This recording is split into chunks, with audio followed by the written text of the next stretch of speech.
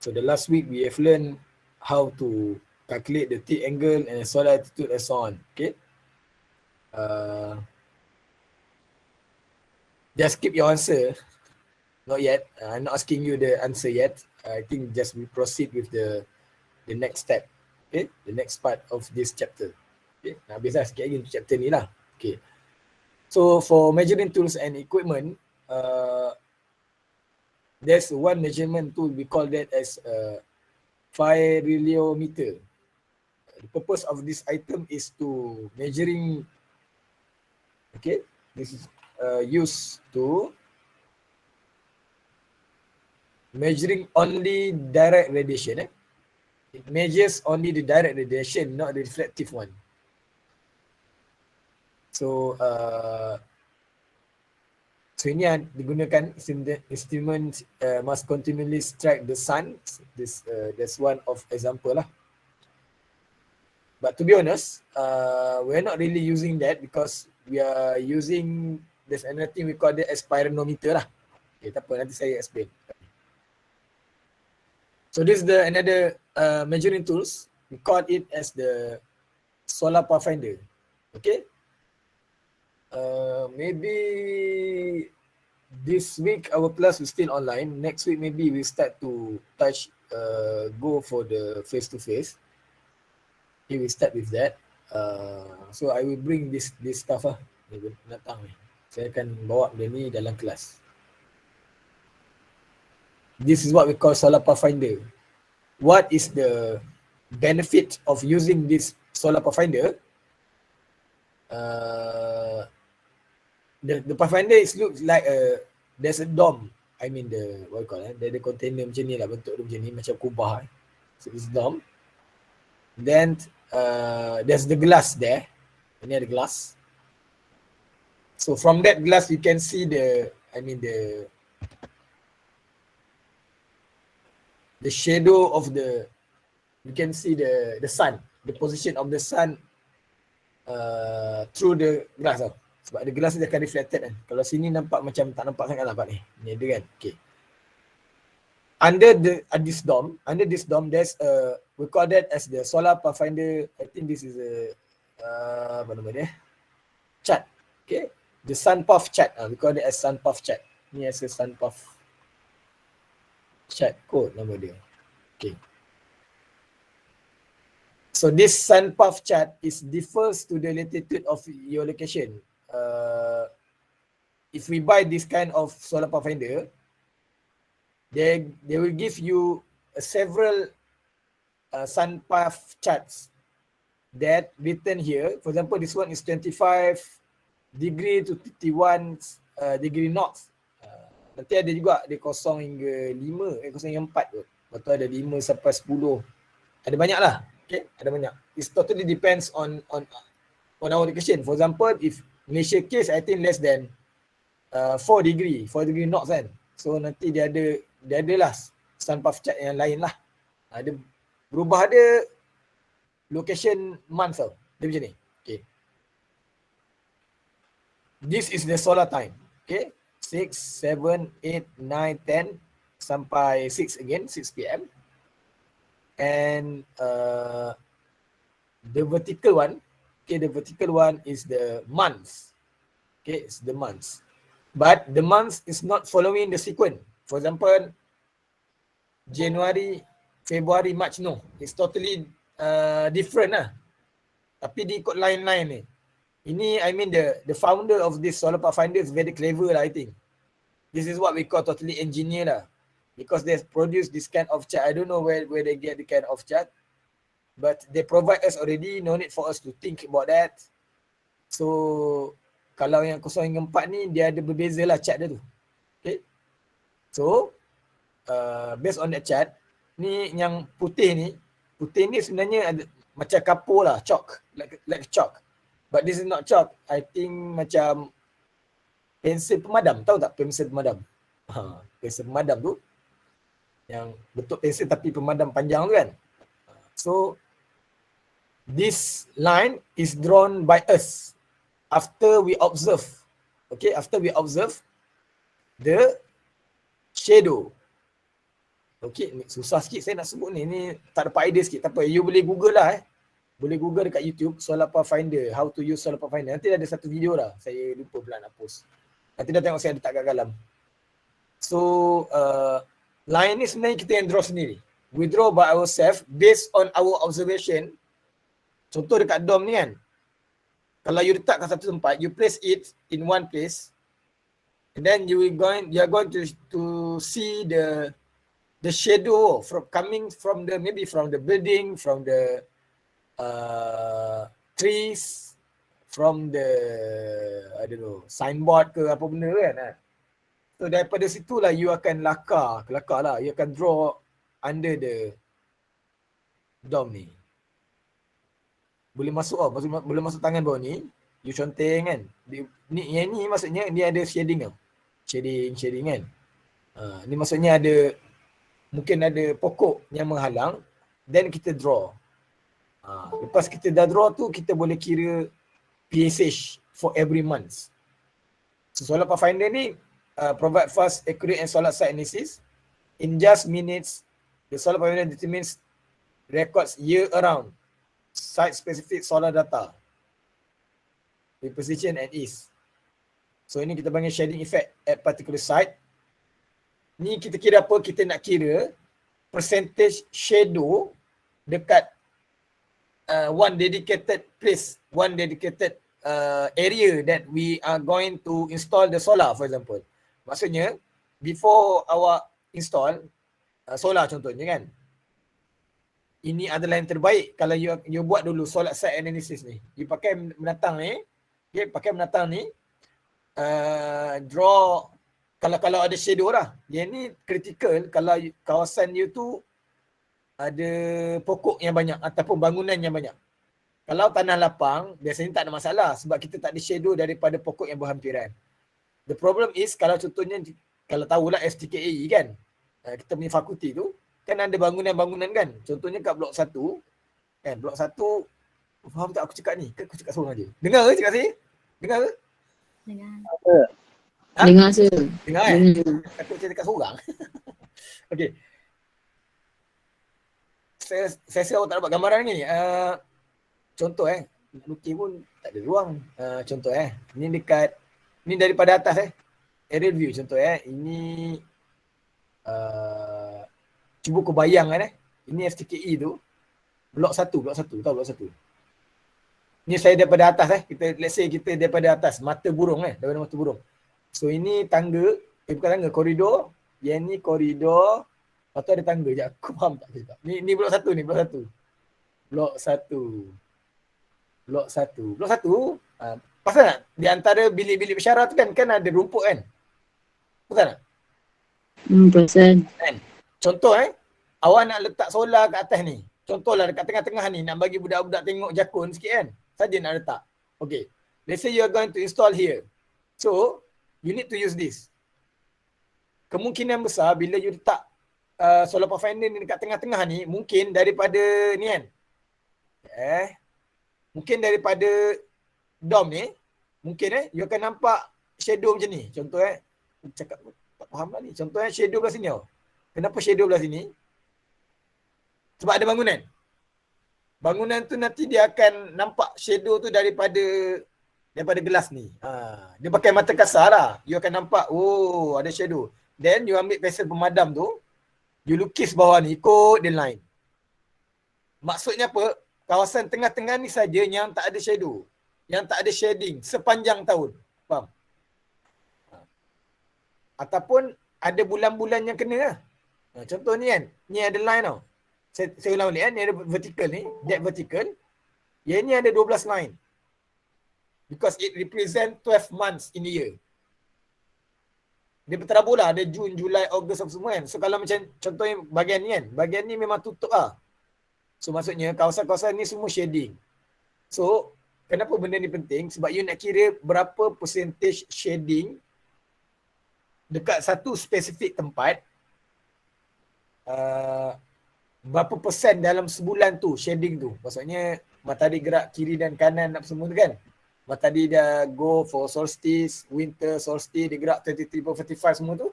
Kita nak tengok berapa persen shading yang kita akan terima setiap bulan tu untuk spesifik punya tempat. Bukan nilai solar irradiance.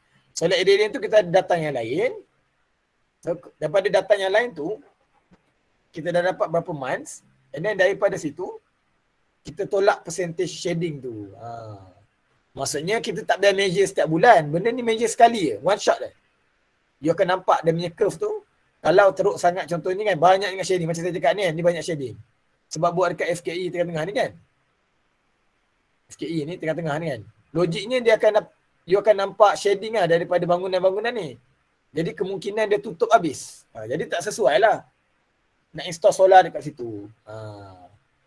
Ini maksudnya guna solar pathfinder ni. Sebab kita nak tengok shading tu berapa persen shading yang kita akan alami kalau kita decide to install the solar system in that dedicated place. And that is why people are installing on top of the roof. Kan? Because on top of the roof, there will be no obstacles. Even the trees also sometimes lower than that. Kita akan letak atas bangunan paling terbaik lah sebab dia tak ada obstacles. Itu tujuan solar pathfinder. Untuk kawasan yang ground lah, grounding atas tanah biasa kan. You pacak tu and then you boleh kira berapa percentage punya berapa percentage dia punya shading setiap bulan. Okay, setiap bulan. PSH tu. Faham ke? Faham ke? Tak apalah, nanti minggu depan kalau saya bawa solar pathfinder tu nanti saya demo. Before this, our class kita memang ada lab pun. Ini lab 1 dulu-dulu. Beberapa semester sebelum COVID, ini sebenarnya lab 1. Sebab even I try to explain you now, I think you still confused. Nanti saya akan bagi video, saya akan letak link video tu dekat WhatsApp ataupun dekat apa nama tu, Kalam. Okay, nanti tengok. Itu pun tak tahu you faham tak. Tapi kalau kita buat demo tu mungkin lebih jelas kot. Mungkin lebih nampak apa tujuan dan sebab musabab nak kena buat ni. Apa pentingnya menatang ni untuk kita buat lah.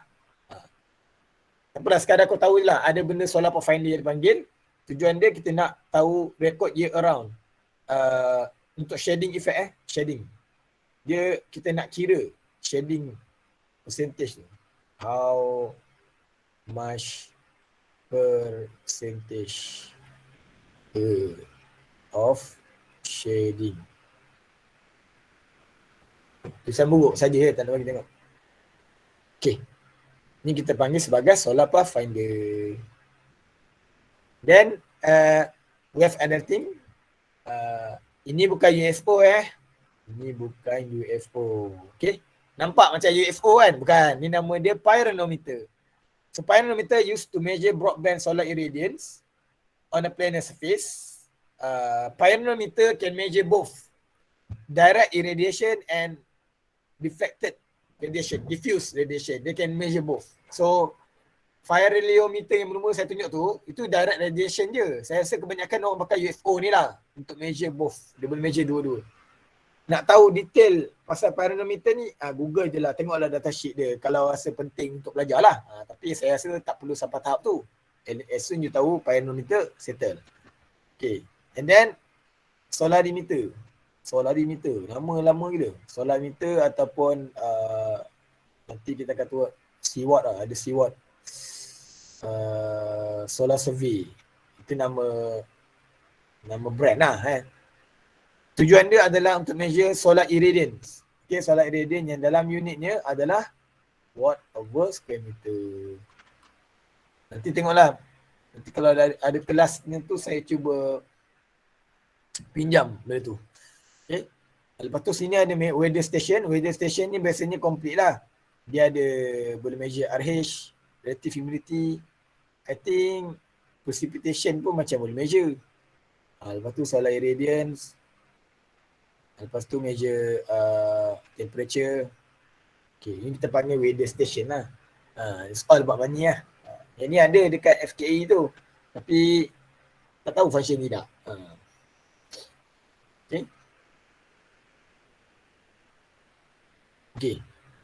And then ada useful tools equipment. Yang ni infrared thermometer. Samalah yang sekarang dah banyak guna kan dekat kedai-kedai sebab nak measure kepala kan. Nak measure dahi kan.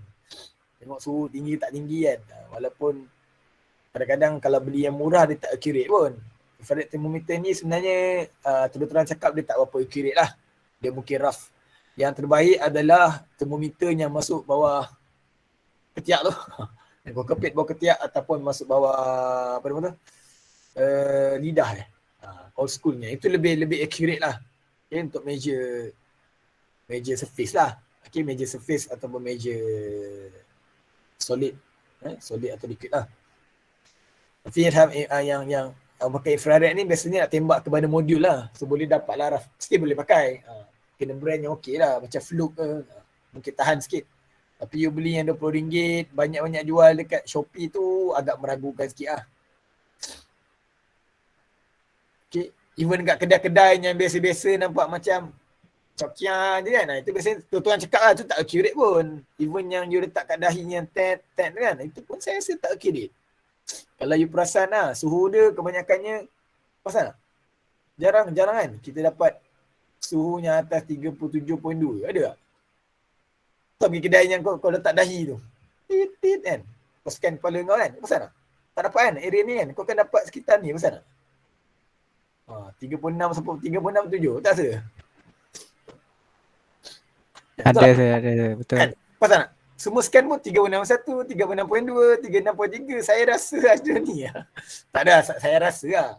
Semua yang bagus semua kan. Mustahil lah. Mungkinlah manusia semua sihat. Tapi saya kadang macam mana tinggi pun 37.2 tu saya rasa dah habis tinggi lah. Tapi jarang lah dapat 37. Most cases you akan tengok lah. Memang ideal value lah. So sebenarnya itulah. Thermometer ni sebab tu lah ada tempat dia tak berapa measure kan. Sebab ada brand tu kan kau beli yang murah pula. Biasa je syarat je lah kan. Syarat supaya polis tak datang tangkap. Macam tu. Dah lah rekod sesi ni. Okay. Saya bukan condemn tapi saya perasan tu lah. Sebab dulu pernah ada orang demam kan. Ada orang demam. So dia measure lah thermometer. Bila dia tembak kat kepala pakai binatang ni. Tapi brand lain lah kan. Brand lain yang brand Cak Ibu dan Anak kan. Cak Ibu dan Anak ke Cak Anak 3 kepala ke. Contoh lah kan. Dapatlah 37.4 suhu dia. So bila yang pakai satu lagi yang masuk celah ketiak tu, yang brand Omron, brand macam promote lah aku kan. Kena nanti saya edit lah. Yang masuk bawah ketiak tu kan. Yang tu kan dia dapat 38 point something. Punya bahaya kan. Maksudnya ralat tinggi lah. Ni secara terus terang lah saya cakap. Mungkin brand yang okey macam Fluke tu mungkin okey kot. Fluke ataupun Kyoritsu kan. Tapi brand-brand yang macam Shahimun dan semua tu kan, tu mungkin tak boleh percaya lah. Tapi segala syarat tu boleh lah letak kat kedai, siapa yang ada kedai. Okay, next, Sun Eye. Okay, Sun Eye ni, nampak ni, dia ada macam peta kan. Okay, Sun Eye ni sebenarnya versi electronics, high-tech. Dia high-tech version of Solar Pathfinder. Yang ni Sun Eye ni versi high-tech punya. Ni saya rasa kita ada RM11,000 ke RM20,000 harga dia kan. Kalau yang tadi tu yang kita beli Solar Pathfinder tu saya rasa dalam RM3-4,000 kot kan. Harga marhain lah. Yang ni harga Maulana sikit lah. Harga kayangan sikit. Tapi yang ni dia canggih sikit. Satu dia boleh pakai GPS. Tak ada pakai matahari. Maksudnya dia pakai GPS. Satu lagi dia pakai kamera. Dia ada kamera atas tu. Dia tengok brand lah. Yang kita punya yang lab kita beli tu, lab FKE beli tu, itu ada kamera. Dia tembak kamera kan. Tapi saya tak pasti sejauh mana dia punya tu lah. Tak pernah try lagi kan. Tak pernah testing pun. Yang ni versi high technya lah. So tak adalah awak nak kena draw sendiri tu. Duki-duki apa semua tu kan. Tapi yang ni automatic. Electronics lah. Macam tu lah. Tapi bagi saya yang betul-betul nak menguji kesarjanaan awak tu, yang ni lah. Ni baru betul-betul bagi saya ini adalah engineer lah. Ini totally. Siapa yang invent dia ni memang hebat lah. Hanya dengan menggunakan kertas ini saja dan menggunakan dom bentuk ni kan. Yang ada gelas-gelas ni macam apa, macam ada ritual pula ni kan. Dia boleh menghasilkan, kita boleh estimate percentage of shading every month tu. Tak perlu measurement yang kali. Kita boleh tengok dekat tempatnya spesifik tu, bawah pokok. Kalau dekat dengan pokok, kita akan nampak bayang pokok tu dalam, dia akan, apa nama tu, dia akan appear dekat atas yang ni lah. Manakah pen aku? Ni, dia akan appear kat sini. You akan nampak lah garisan-garisan pokok tu lah. You nak sebenarnya nampak bayang. Kita lukis bayang tu. Okay, lukis bayang tu atas scale ni. So daripada scale yang kita conteng ni, kita boleh kira berapa percentage dia punya shading. Lepas tu magnetic compass. Okay, magnetic compass ni ini old school lah. Sekarang boleh pakai apps lah. Kompas ni apps kan yang kiblat apa semua tu kan. Boleh pakai lah. Okay. Lepas tu sama dengan inclinometer. Inclinometer pun kita dah tak pakai dah old school ni kan. Okay. Tak pakai dah. Kita boleh pakai apps juga. Saya dah check dalam, saya rasa paling maksimum pun 3 hingga 5 kot. Dia punya ralat. Ralat degree dia tu. Saya rasa acceptable lah kot. Setnya Android biasa pun boleh. So boleh install je lah. So tak perlulah kau nak pergi beli binatang ni kan. Macam tu lah. Okay, ada soalan? Ini lebih cerita-cerita je. Kalau nak tahu detail lagi, you boleh Google je lah. Yang brand-brand yang lebih high tech lah. Any question? Kita nak proceed chapter seterusnya. No, sir. Tak ada kan? Okay, tak ada. Saya keluar ni sekejap.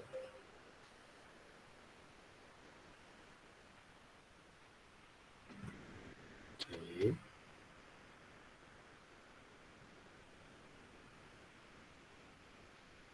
Sorry, dia punya slide tiba-tiba jadi gelap. Okay. So kita dah habis chapter 2. So sekarang kita nak maju ke chapter 3. Okay, chapter 3. PV System and Components. Nama saya Masya Iman. Okay. So kita pergi. Okay lagi ke? Okay, sir. Pukul 3 lebih kita habis. Okey je. 3 lebih kita habis. Saya pun tak best ni sebab satu screen je. Jadi dia tak shock lah. Satu screen. Tak nampak muka nanti. Okay. Okay, PV Technologies. Okay, PV Technologies. By default. Okay, by default. Yang saya rasa you all kena tahulah asas fundamental tu. Kalau siapa yang can to go further, tak tahulah untuk further FYP ke, further master ke apa benda ke dalam bidang specifically to the solar, okay, or photovoltaic technologies. By default, there's a 3 generations of PV cell technologies. Dia ada 3 generasi berbeza. Okay, 3 generasi. Kita panggil sebagai third generation. Even you refer papers, journal, kadang articles or apa nama tu, netizens punya wording ke kan dekat internet atau Facebook dan sebagainya. Kalau dari segi even Wikipedia pun they said 3 generasi lah, 3 generasi. What is that? Is kenapa aku tak nampak? Okay. First generation, second generation and the third generation. Okay. First generation ni macam generasi pertama dah. Is crystalline silicon cells. Crystalline silicon cells tu yang atas bumbung sekarang yang telah menggila orang guna tu macam apa? Dekat mana-mana pun ada solar panel. Kita panggil solar panel kan. Sebenarnya dia correct wording is the solar modules. But it's okay lah. Dia boleh panggil solar panel lah. Tak kisahlah whatever it is. So yang atas bumbung yang color biru sekejap kali hitam tu yang ada petak-petak kecil semua tu, itu kita panggil sebagai crystalline silicon cells. Okay, crystalline. It made by the silicon. The material is silicon. Okay. Basically, there's 2 types of the conventional use solar modules in the solar farms. Majority in Malaysia. Other countries like German, I think German and some in Italy as well. But German are one of that countries that use other than that. I mean, they start to use the other than silicons, which is advanced lah. But for us in Malaysia, I guarantee 100% confident. Okay, 100% takut pula. 99% confidence, most almost all solar farm in Malaysia are using the whether monocrystalline based silicon monocrystalline silicon based solar modules or polycrystalline silicon based solar modules. Okay, monocrystalline dan juga polycrystalline. Okay, mono dan juga poly. Monopoly. Monopoly, okay. So dia panggil poly CSI. Okay. And then macam mana nak bezakan? Alamak, dalam ni tak ada gambar pula. Tak apa. Jadi ada tunjuk. Jadi kita ada gambar Okay, tak apa. Okay, that means that monocrystalline dan polycrystalline yang sedang kita guna sekarang ni, yang telah meluas commercial dan massively used in the most solar farms in the world is this crystalline solar module lah. Okay, settle. Second generation. Okay, second generation, we call that as thin film. Thin film, mana tahu ni? Okay, thin film solar cells. Okay, that thin film solar cells may contains or includes one of the material below. Okay, what is that? Amorphous. Amorphous also is a silicon, but they are amorphous type. Ini lebih pada wozid. Dia punya structure, bonding structure in the silicon itself, because that amorphous lah. Okay, ini kalau you nak tahu detail lagi, you boleh Google lah. Okay, you boleh Google je. Saya rasa kita tak perlu sampai tahap pergi bonding, dia punya atom bonding tu dalam tu. Wozid apa semua tu lah, tak payah pergi lah. Tu macam terlalu sangat kot. Cukuplah sekadar surface, kita just nak tahu je lah. Okay. And then, cadmium telluride. Okay, cadmium telluride ni memang ada tempat-tempat lah yang pakai cadmium telluride. Lepas tu copper indium selenide, CIS. Copper indium gallium diselenide, CIGS, copper indium. So ini adalah thin film solar cells. Okay, generasi kedua. Okay, generasi kedua. Ni saya rasa ada certain countries yang dah guna dah level 2 tu.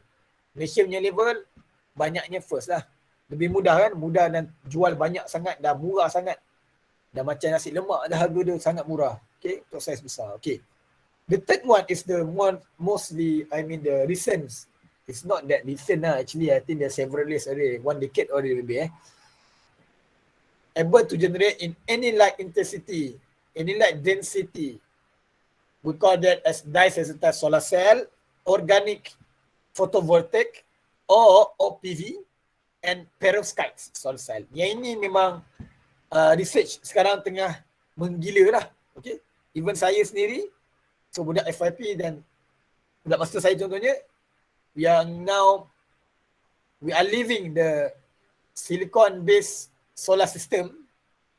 Saya dah tinggalkan, saya dah pergi ke arah fabrication and development of disensitized solar cell lah. So disensitized solar cell ni lah yang membuka banyak ruang. Okay, membuka lebih banyak ruang for the development of advanced solar cell. That, what is specialty about that? It is able to generate in any light density. Okay. Kalau yang ni, yang atas ni, okay, yang crystalline silicon solar cell ni, ini biasanya memang kena pakai sunlight tau. Memang kena pakai sunlight punya wavelength lah. Okay. Sunlight ni wavelength ni, ini common. Ini biasa kita guna. So sebab tu, kalau waktu pagi sangat ataupun petang yang terlalu petang, generation boleh pergi kosong. Satu. Kedua, kalau waktu cloudy day, waktu mendung, bumi ditutupi awan yang hitam, nak hujan ataupun dah hujan sekalipun, so most of the cases generated current tu akan extremely significantly reduce. Kadang-kadang boleh pergi sampai 0 amp. Satu apa pun tak boleh generate pakai silicon cells yang biasa. Ini dia kena pakai sunlight. What about the third generation? Third generation ni adalah yang kita nak.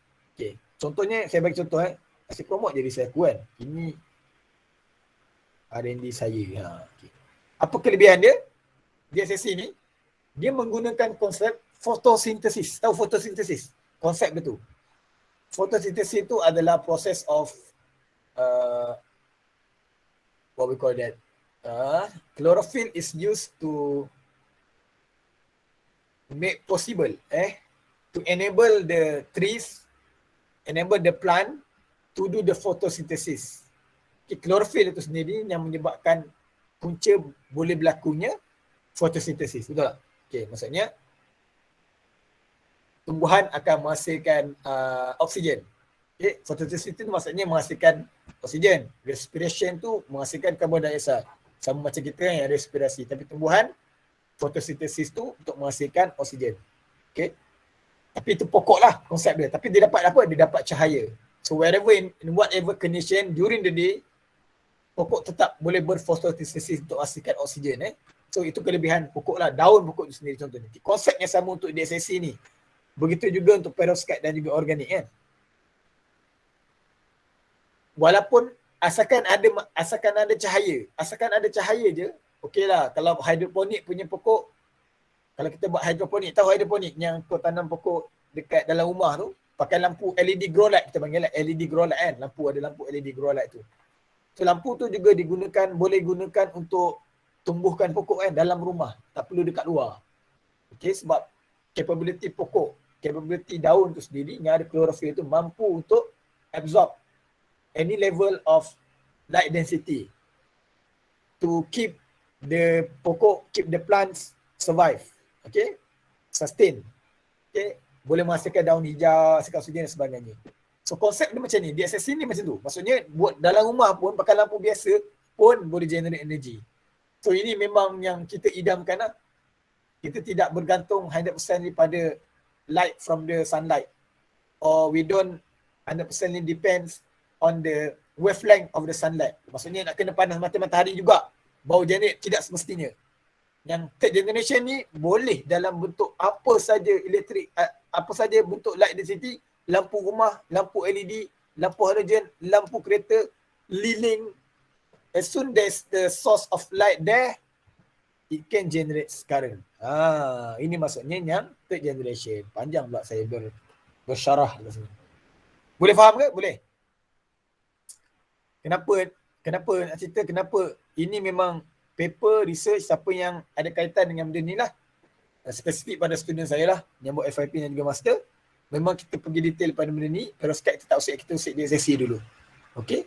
Yang ini memang dia produce millivolts lah. Memang keluar lah millivolts. Walaupun dalam keadaan hujan pun, dalam keadaan mendung, ada juga generate.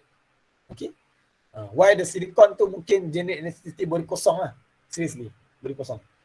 Kalau tak ada sunlight. Dia memang bergantung pada sunlight. Sunlight dia okay.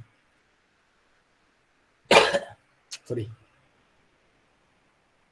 Okay. This is an example. Okay, bagi gambar sikit lah bahawa korang seronok. Dengar ke? Boleh dengar saya ke? Dengar. Malaysia. Dengar saya. Okay. Boleh. Okay, dah. Okay. To be honest, in my class, I don't want you just take this subject and get good grades and finish. I want you to really understand, to really faham betul-betul, tahu betul-betul PV ni supaya nanti you keluar you sebagai budak elektrik, you tak memalukan diri sendiri. Orang semua dah pergi kan, you tak tahu apa-apa kan. So, at least daripada ni bukan semata-mata untuk quiz dan final dan all that, you know, that stuff, the assessment stuff. Tapi ini nak bagi you masuk dalam diri tu. Supaya nanti orang keluar, orang tanya, you boleh jawab dengan hati yang relax dan tenang. Maksudnya you tahu benda ni. Okay. You nak tahu detail lagi, tak apa, you boleh Google. Atau siapa yang belum pergi LI, mungkin boleh aim ke arah LI tu. Ataupun memang dah 4 year pun, mungkin kalau you keluar nanti, you cari company solar. Sekarang kita dah banyak yang company yang produce, manufacture solar modul ni banyak dah. Dekat Malaysia dah ada beberapa dah. Kat Pening ada, dekat KL ada, dekat Teknologi Park Malaysia ada. Tu dekat yang kalau installation tu banyak dah. Tapi kita buat sendiri dekat Terengganu pun ada yang manufacture, dekat Melaka pun ada yang buat solar cell. So you tahu benda ni lah. You tahu benda ni bagi saya, you tak ketinggalan langsung lah dan tak memalukan diri sendiri. Okay? Though you are a good status academic sekarang kedudukan academic you mungkin 3.5 something, 3.7 KC kan. But if you don't know these things, regardless you are BE or BP, saya bukan provoke kan. Kalau you tak tahu benda ni, bagi saya satu kerugian lah. Kalau you tahu ni, good point for you lah. Lagi yang siapa yang dah pergi LI tu berkaitan dengan installation ke, ada main sikit dengan ni, bagi saya more than okay, sangat okay lah, sangat sesuai lah. Sekarang ni banyak betul company yang memang relate kepada solar. Terlampau banyak sangat consultant company, banyak sangat yang buat installation ni, terlalu banyak. So kalau you tak boleh follow, you cannot beat the market lah. You kena tahu benda ni. Okay. Benda ni dia tahu dah. Yang detail-detail pasang tu semua dia dah ada technician semua pasang lah kan. Cumanya benda ni you tahu lah. Okay. How to differentiate between monocrystalline and polycrystalline? This is the conventional case kot. Macam mana in general tu macam ni lah bentuk dia. Setakat yang saya tahu. Okay. Monocrystalline and polycrystalline. How to differentiate? If someone asks you from the below, what type of module has been used in this building, for example. Kalau nampak dia tepi lah. Okay. Silicon, okay, ni single silicon seed crystal. Yang ni random orientation crystal. Yang ni single silicon seed ni saya rasa dia punya direction ni satu je. Dia satu direction, dia tak rawak. Polycrystalline ni bonding crystallized resin dalam silicon tu, susunan orientation dia tu random. Sebab tu dia panggil poly ataupun satu lagi apa, multi crystalline. Poly atau multi nama lain dia multi ataupun polycrystalline. So orientation di antara silikon punya atom tu dia rawak lah, random. Bertergabur lah, nanti kata lain bertergabur. Itu kalau kita pergi go detail, ni nak bagi faham je. Okay, monocrystalline ni pula dia teratur dan mungkin one direction only. Okay, dia fokus pada tengah-tengah, dia akan focusing lah, memang dia teratur lah dari segi bonding. Okay. What about the physical structure yang kita nampak dari mata kasar kita, daripada from our naked eye. Okay, apa yang saya cakap, ini tips lah. Ini general case lah. Kebiasaannya yang ada diamond. Ada diamond ataupun semi diamond. Faham siapa? Antara sel, ni sel tau. Ni sel lain. Ini sebenarnya solar cells. Solar module adalah the series combination of seriously connected solar cells. Okay. Solar cell ni sebenarnya disambung secara sesiri. Ia akan membentuk solar module. Okay. Sebiji besar ni, okay, yang sebiji kecil ni kita panggil solar cell. Sebiji besar ni, okay, tak nak panggil solar panel lah. Solar panel tu orang awam. Okay, kita panggil solar module. Module. Boleh? Module. Lepas ni sebut solar modules. Nampak beza sikit dengan orang awam kan? Nampak kau beza sikit dengan orang kampung pakcik-pakcik. Nampak kau, okay, in term yang betul is the solar module. Sambungan series beberapa solar cells membentuk solar module. Okay? Okay. Between the cells, most cases saya cakap ni. Kalau you nampak ada, mana ni? Ni ada diamond ni. Nampak macam diamond ataupun kadang-kadang tak diamond tau. Dia semi diamond pula. Macam ni bentuk dia. Kadang-kadang dia macam ni lah. The way the slice tu, the slice cell tu ataupun dia develop tu, ada bentuk macam ni. Boleh tahu? Gini. Ini kot. Ini tegak. Okay, tepi ni saja yang ada acah-acah separuh diamond lah. Ini tegak kan. So ini kebiasaannya. Most cases monocrystalline. Okay, monocrystalline. Yang ini, okay, polycrystalline ni kalau pasal tak ada diamond. Tak ada diamond. Okay, tak ada diamond. Hak ni memang majority I can say that multicrystalline or polycrystalline. Okay, kebiasaannya yang tak ada diamond ni adalah polycrystalline. Tapi ada juga yang ada diamond pun polycrystalline. Ada juga, tak nafi kan? Memang ada. Contohnya dekat Sampawa saya pergi Melaka itu, dia ada diamond ni. Kan ada diamond tapi dia declare situ polycrystalline. Okey, saya pun tanya. Bila saya tanya tu, siapa saya tanya tu, mungkin staff ketika tu lah kan. Diorang pun macam tak boleh memberikan jawapannya utuh lah kot masa tu. Dia sekejap poli, sekejap mati kan. Sekejap dia kata poli, sekejap dia kata mono kan. Saya tengok ini biasanya mono, tapi mungkin poli sebab dia tulis dekat showroom, dia ada pameran kat depan tu. Dekat entrance tu, dia ada pameran. Dia letak dalam kaca-kaca kan. So dia tulis lah, dia dah tulis itu poli. Tapi sebab saya nampak majoriti, kalau yang ada diamond ni kan, kita panggil mono kan. Tapi dia tulis itu poli. Lepas tu saya tanya. Tapi saya boleh cakap lah, ini berdasarkan pengalaman saya lah. Kebanyakannya monokristalan atau polikristalan. Ini macam saya cakap lah. Ini kalau orang tanya kita daripada bawah, kita nampak daripada segi fizikal tu, kita boleh differentiate. Yang ni mono dan poli. Tapi sebenarnya kalau nak tahu betul-betul mono atau poli tidak, you kena tengok belakang tu lah. Pergi kat model tu tengok belakang tu. Kadang-kadang tulis poli ataupun mono. Kalau dia tak tulis apa-apa tu, kita boleh berisytihad. Kata yang ni, kiri ni adalah mono secara kekal, secara yakin. Tapi kalau keluar data sheet dia kata poli, tak apalah, ikut data sheet.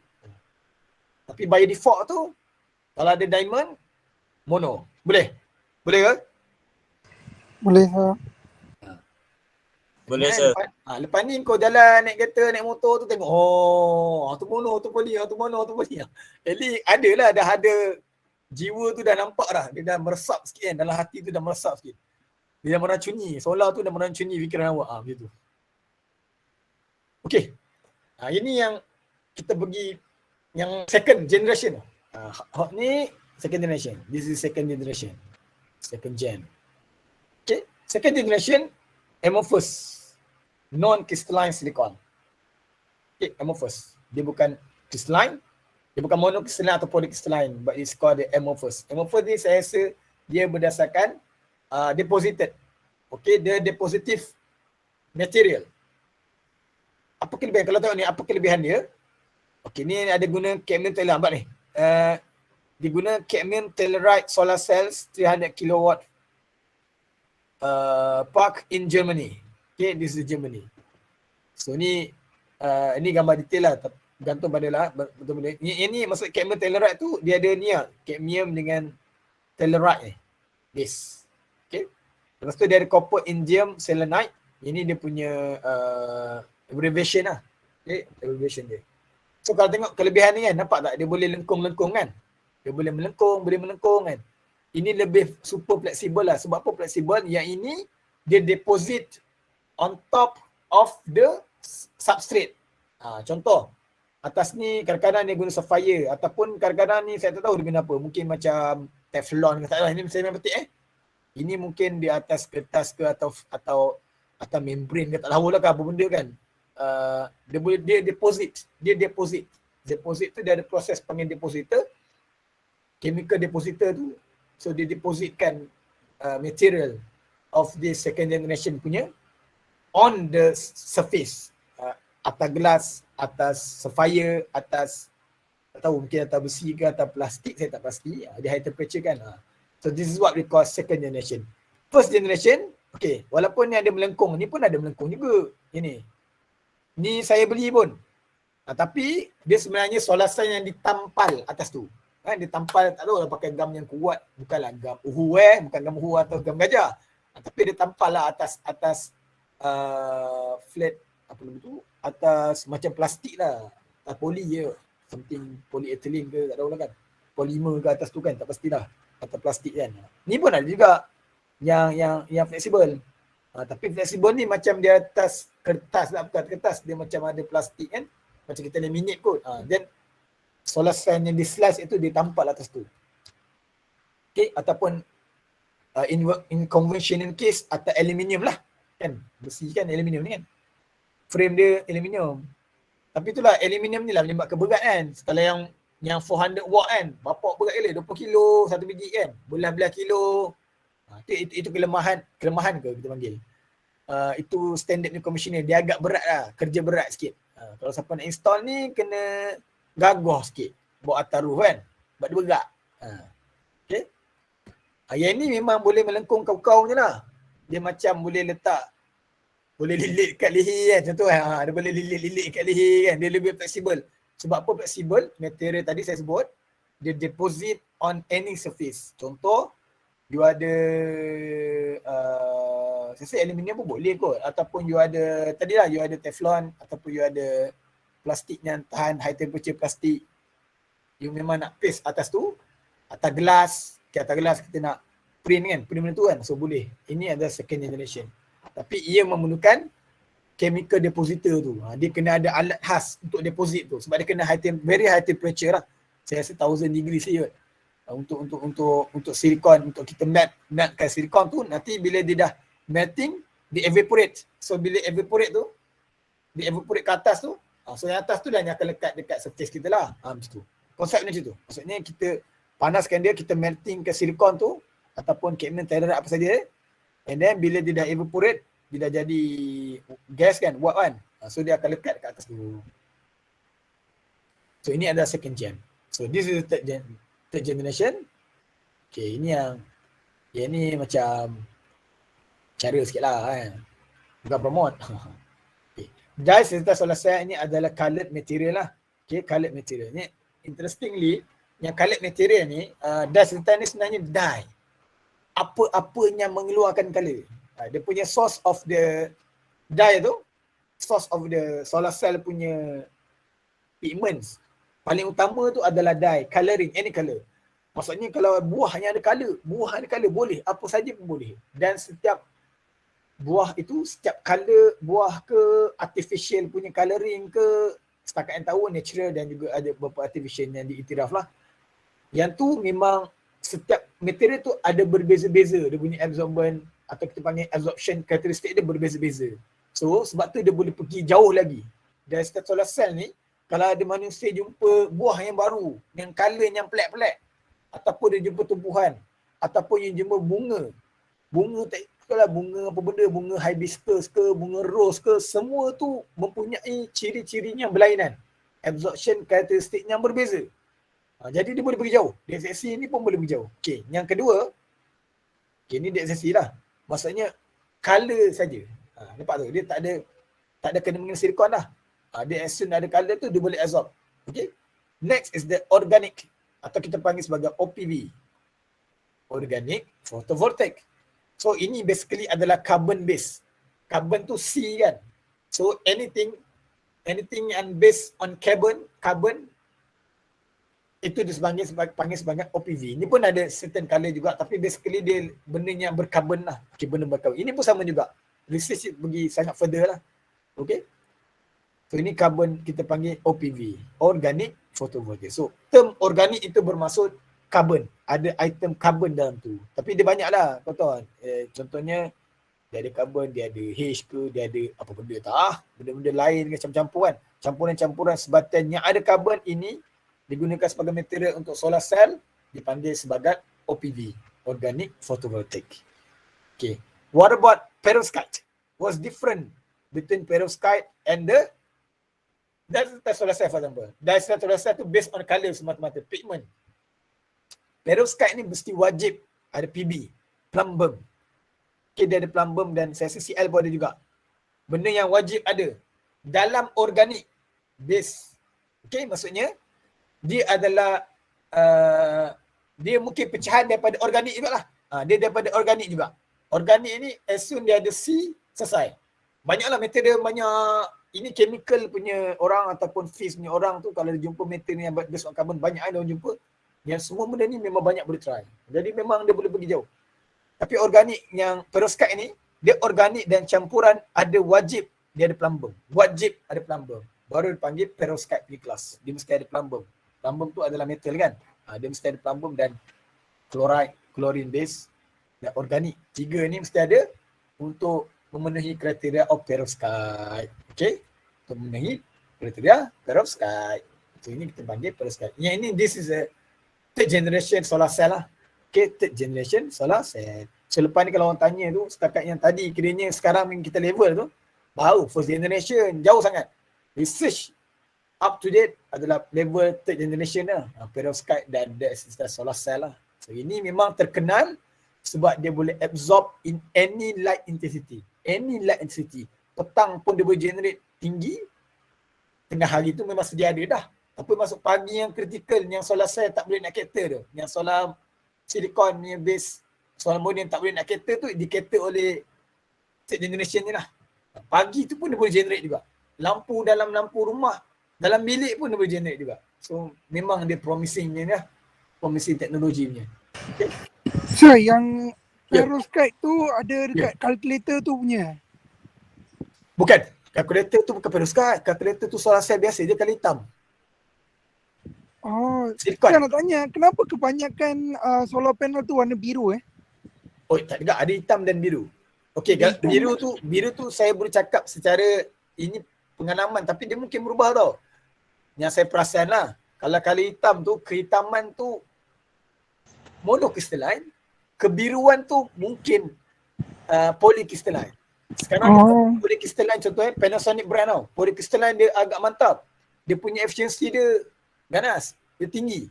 Dia tinggi juga. Maksudnya mono dia tu dia orang pakai poly dia pun boleh compete mono punya standardnya dekat kedai biasa-biasa tu.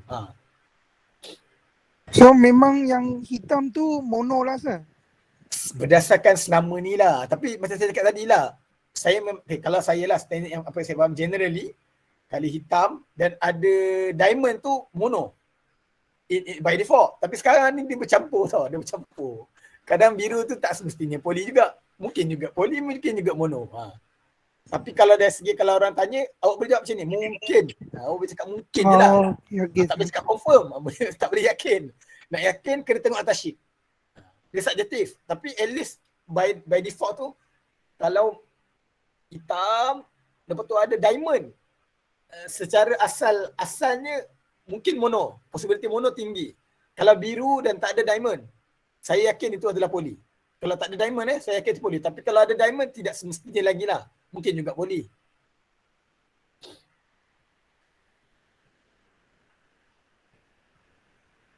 Macam mana pun dia tak confirm tau. You kena tengok kat data sheet atau belakang modul tu, dia tulis. Okay sir. Okay. Kenapa pakai mono Maksudnya kenapa pakai mono tadi? Mono sebenarnya lebih efisien. Dia secara by default tu, mono tu dia slightly efficient than the poly. Tapi macam saya cakap tadi, mono brand Shaiman mungkin lebih lemah daripada poly brand Panasonic. Dia macam tu, dia subjektif kan? Dengan 100 watt juga. Tapi Panasonic punya poly tu contoh boleh pergi 20, Shaiman punya mono tu pergi 13 je. Buat belakang rumah, contoh kan. Dia tapi compare dengan dia punya antara brand, mono sepatutnya lebih tinggi. Dia akan lebih tinggi sikit. By default dia memang lebih efisien daripada poly. Tapi kalau awak compare brand, dia subjektif lah. Ada brand yang poly dia dah bagus gila dah. Dia tak ada pun mono, tapi dia poly saja. Poly dia boleh challenge brand tadilah, brand Shaimun kan, punya mono kan. Buat belakang rumah, rendah lah efisiensi dia. Macam tu. Saya boleh nampak kadang mungkin ada pakai Jinko Solar,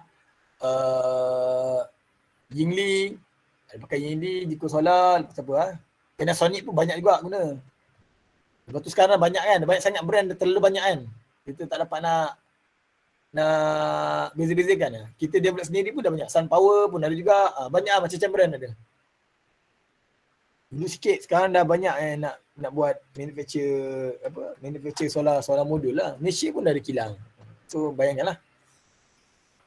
Ada soalan lagi? Ada sir. Tak ada, saya pergi depan sikit je. Tu nak habis dah. Okay. Okay, sekejap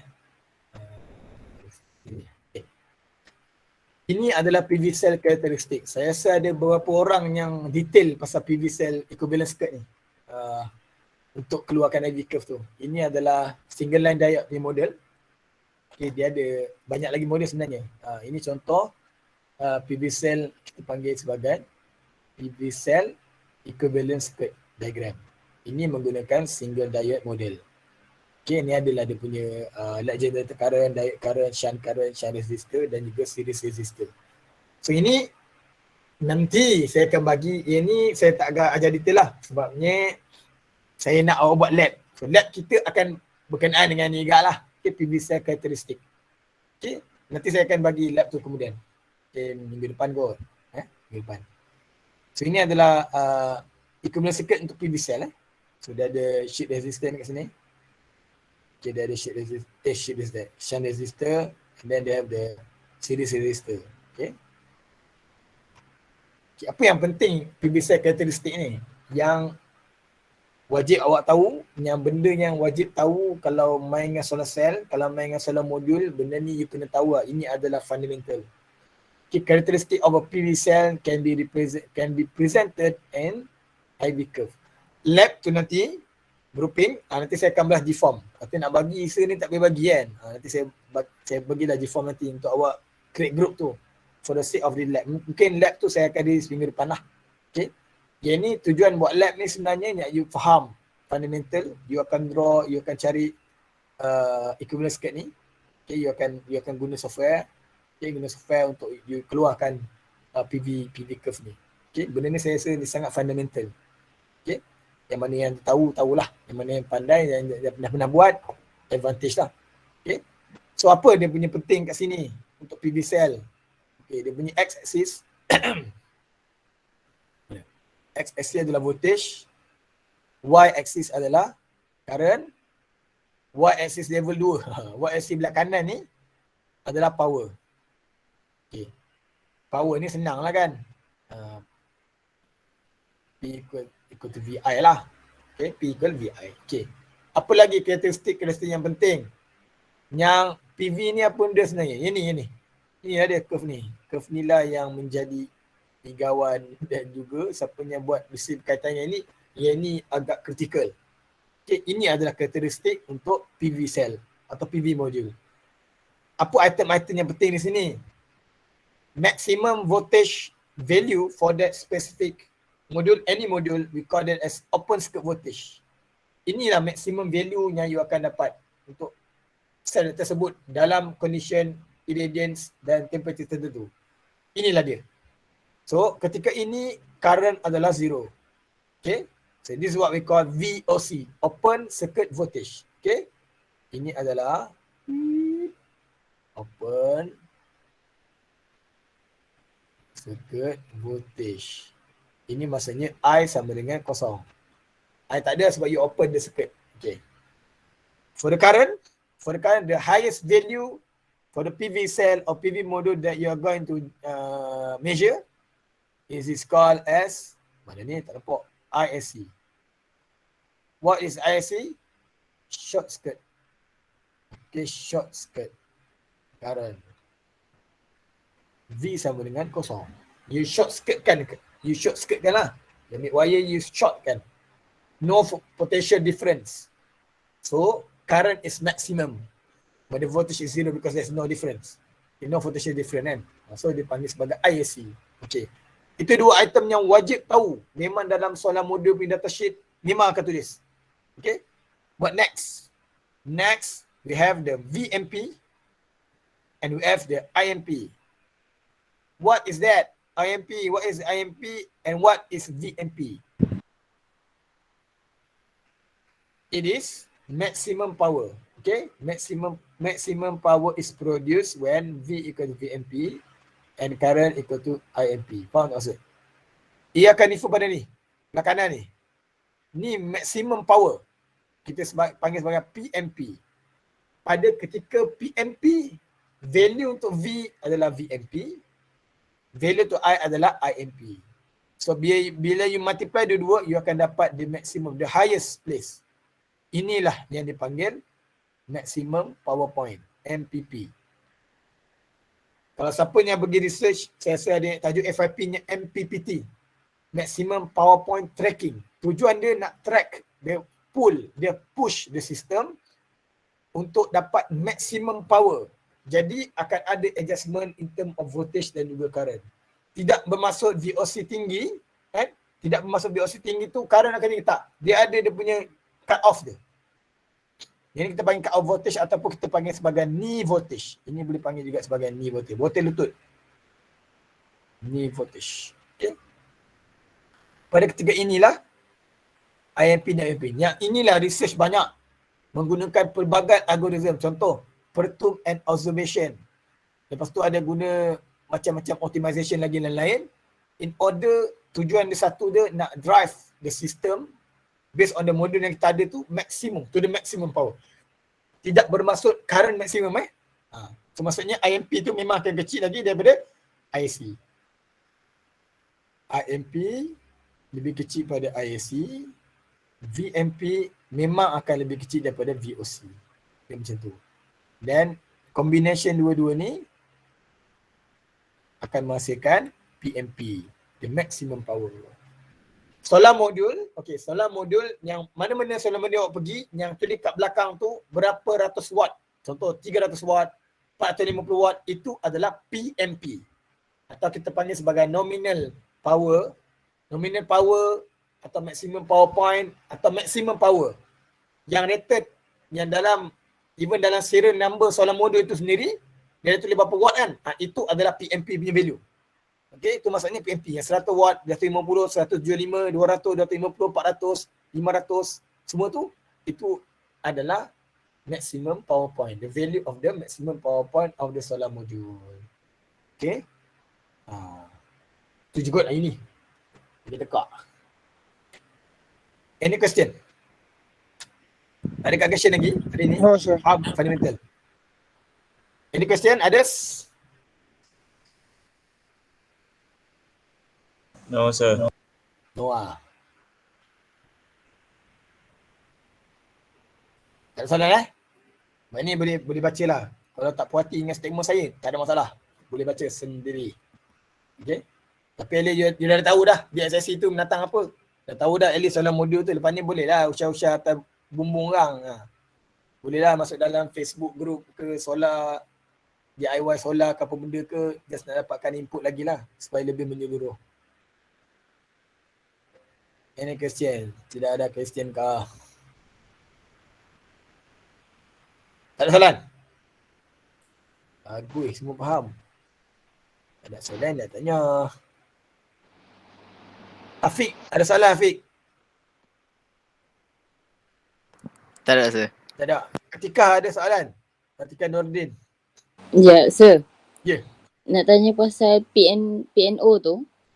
Okay, perturb and Dia- observation. Ya. Dia filter Dia bukan filter, dia optimization. Macam algoritma Algorithm, yes. Dia Lepas algorithm. tu kalau contoh kita nak buat kan MPPT kan. Ya.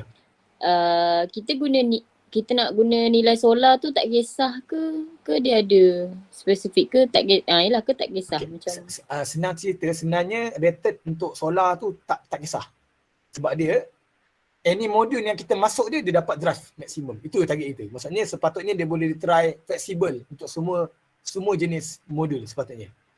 Sebab tujuan dia sekarang dia nak drive maksimum. Regardless dia punya power tu sepatutnya macam itulah. Kalau kau boleh try 100, dia 300 tak jadi, something wrong lah with the optimizer tu. Sepatutnya fleksibel. Tapi flowchart tu kita ikut macam dalam Google selalu tu kan? Ke kita buat yang dia punya flowchart tu? Okay, flowchart. Kena dengan flowchart tu. Flowchart yang PNO tu kalau kita macam refer Google punya boleh je kan? Tak bisa. Kamu mana tak. bisa tengok Google. Kena tengok jurnal. Jangan main Google. Google boleh kalau jurnal. Okey, pakai Science Direct ataupun IEEE. Yelah, maknanya artikel lah. Ya, artikel. Tengok artikel. dekat masa saya dekat Flowchart. yelah, journal lah flowchart dia. Boleh tengok dah PNO. Biasanya MPPT algorithm yang basic dia pakai PNO. Itu paling minimum lah. Lepas tu ada yang guna advance kan, dia pakai optimizer lain, particle swarm ke, tu advance lah. Dia ada Tapi banyak orang sebab kata PNO by paling default mudah PNO. lah. Betul. PNO tu paling mudah katanya. So maknanya kalau nak masuk nilai, kita tak kisahlah guna Sepatutnya fleksibel. Tapi filter kadang-kadang yang- ada juga cut off dia kan. Kadang-kadang ada limitation berdasarkan circuit tu juga. Tengok jugalah. Sepatutnya fleksibel tau. 500 watt pun boleh pakai, 100 watt pun boleh pakai. Kalau saya evaluate budak, saya cakap terang kalau kau pakai 100 dengan 200 bagi saya tak cukup. Sepatutnya kena try 50, 100, contohlah 100, 200, 300, 400. Nak cerita 500 kan. Maksudnya kita punya tu memang jadi pun optimization tu. Tak kisah mana-mana pun. Tapi dia dapat drive dia maksimum. Sepatutnya macam tu lah. Okay. Dengan try satu modul je. Satu modul saja memang aku tanya dah try dah 350-nya. Okey. Tak ada yang jawab kan. Mana kena try Kuat pun. banyak Kalau ini ambil itulah yang ekstrim rendah, ekstrim tinggi dan tengah-tengah. Contoh 100, 500 dengan 200.5. Contoh. Mungkin lebih nampak lah dia punya tu. Okay. Thank you sir. Soalan ni. Yes, resipi soalan ni. Lain, soalan lain. Fatin Nadiah. Tak ada sir. Tak ada. Nirmala. No, doctor. Nik Fatin. Kristina. Tak ada sir. Syafiq. Tak ada sir. Tak ada. More. Okay. Kalau tak ada, kita jumpa lagi hari Rabu. Face to face tu saya plan bukan minggu ni lah. Minggu depan. What is the difference in price between, maksudnya price apa ni? Modul ke?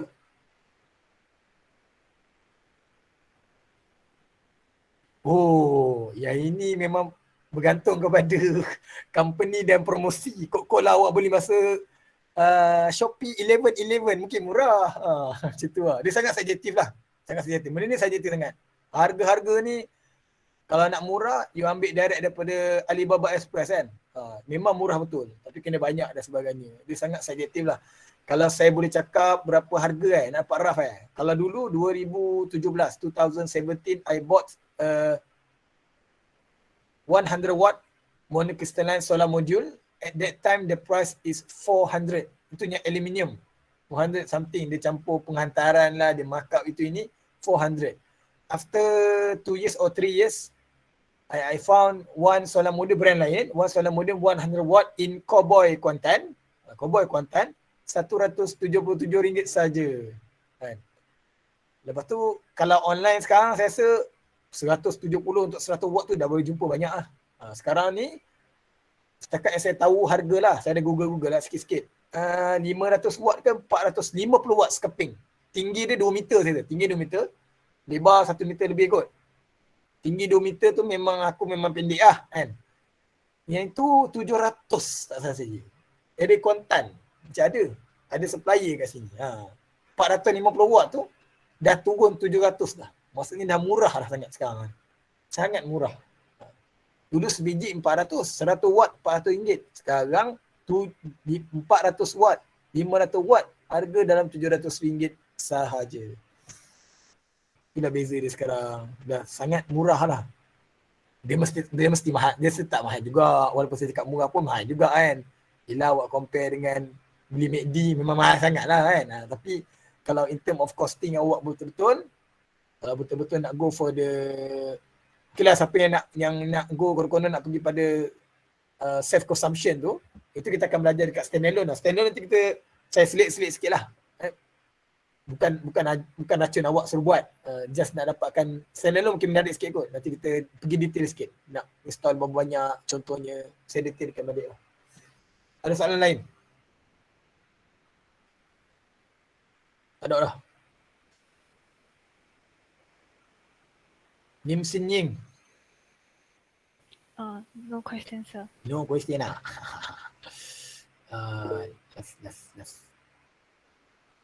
Last. Siti Nur Aini. Any question? Siti Nur Aini tak ada. Aliza ada soalan?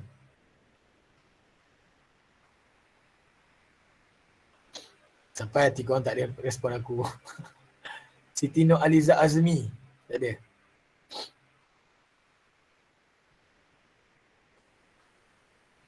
Last. Seorang tak? Nakib. Tak ada sir. Sebaik dia jawab. Tidak, kita teruskan lagi tanya orang. Okay, kalau tak ada, kita jumpa hari Rabu. Okay? Right. Terima kasih. Assalamualaikum. Thank you, sir. Okay, terima kasih sir. Thank you, sir. Thank you sir. Bye, sir. Thank you, sir. Alright. Thank you, sir.